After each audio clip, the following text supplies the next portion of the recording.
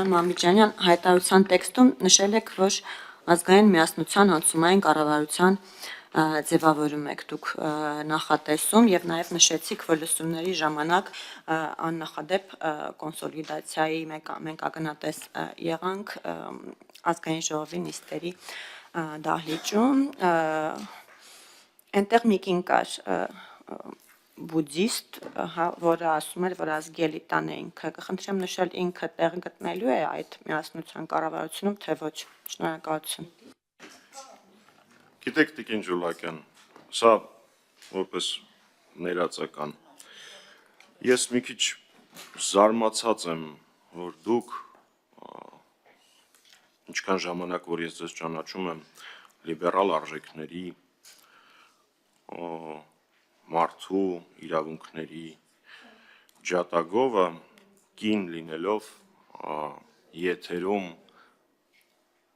թիրախավորում եք կնոջը, որովհետև ձեր հեգնական ոճը հարցը տալու Տիկին Մանանձյանի նկատմամբ իմ համար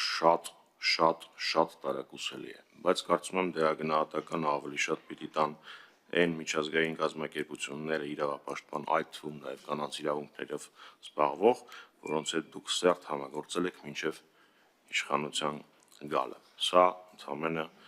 որպեսզի ֆիքսենք, թե ինչ վերաբերմունքի պիտի արժանանան մարդիկ Հայաստանի Հանրապետություն։ Ինչ վերաբերվում է Տիկին Մանանձյանի կամ որևէ մեկի կառավարության մաս կազմելու եւ չմազմելու հետ, նորմալ է, որ դուք տենց եք հարցը տալի։ Իմ համար դա զարմանալի չի։ Ես հասկանում եմ, որ չեք պատկերացնում, թե ինչի համար է սա արվում, որ սա պաշտոնի կամ իշխանության բաժանման գործընթաց չի, բայց հաշվի առնելով, թե ձեր քաղաքական ուժը ինչ միջոցներով ամեն գնով պատրաստ է իշխանություն պահպանել Նիկոլ Փաշինյանի գլխավորությամբ, տրամաբանական է, որ դուք այդ հարցը պիտի տաք, հետևաբար բացարձակ քննարկման առարկա չի կարող լինել, թե այս կամ այն անձը ինչ պաշտոնի է հավակնում կամ ոչ, այս գործընթացը դրա մասին չի։ Չնայած դուք այնքան եք տեղի անտեղի ցիտել սպարապետին, որ դա բավական առեզրկվել է, բայց ես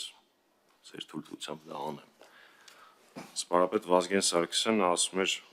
աթոռի համար կռիվ մի արեք տղերք, հողի համար կռիվ արեք, որ այդ աթոռը դնելու հող լինի։ Կարծում եմ սա ձեր հարցի պատասխանն է։ Արձագանք ունեք, Տիկին Ջուլակյան։ Այո, իհարկե, չգիտեմ ինչու դուք որոշեցիք, որ ես թիրախավորում եմ ինչ-որ մեկին, առավել ևս կնոջ, որևէ նման նպատակ չի հետապնդում։ Պարզապես խոսում եք կոնսոլիդացիայի մասին եւ նաեւ խոսում եք այն մասին, որ մենք պետք է ունենանք ազգային միասնության կառավարություն։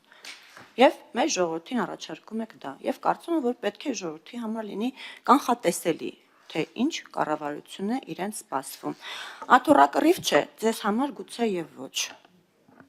Շատ լավ, բայց ցավոք նույնը չեմ կարող ասել մյուսների մասին։ Ինչևէ, հարցս սա էր, այսքանը։ Խնդրեմ, պարոն Մամիկյան։ Արձագանքելով, ես կարծում եմ նիստին հետևող հեռուստադիտողները կֆիքսեն, թե դա թիրախավորում էր, թե թիրախավորում չէր, այդ թվում նաև կրոնական տեսանկյունից շատ հետաքրքիր է, որ նման թիրախավորում ՔՊ-ի ներկայացուցչի քաղաքացիական պայմանագրի ներկայացուցչի կողմից է տեղի ունենում, իսկ ինչ վերաբերվում է անցումային կառավարության, այստեղ եթե Էլեոնորա Մանանձյանն է իր անունազգանունը, խնդրեմ, եթե նայեք վերջին հատվածը հայտարարության, ապա այնտեղ թվարկած են ազգային միասնության անցումային կառավարությունը ինչ գերակայություններ պետք է ունենա, եւ դրանցից երրորդը վերականգնել հանրային համերաշխության մթնոլորտն է։ Եթե դա թարգմանենք պաշտոնական քաղաքական ձևակերպումներից առօրյա խոսակցական, պիտի անենք ամեն ինչ, որպեսզի այ այսպես չլինի։ Շնորհակալություն։